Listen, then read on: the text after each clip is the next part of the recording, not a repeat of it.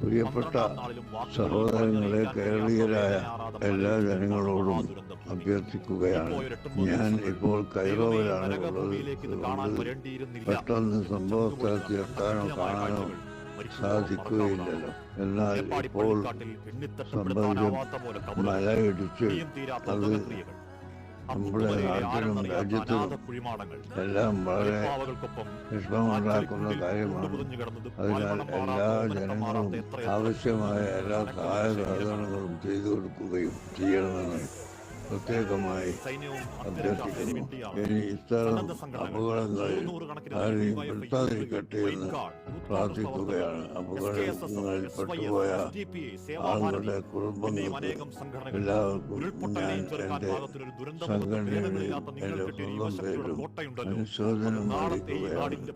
അൽഹംദുലില്ലാഹി റബ്ബിൽ ആലമീൻ.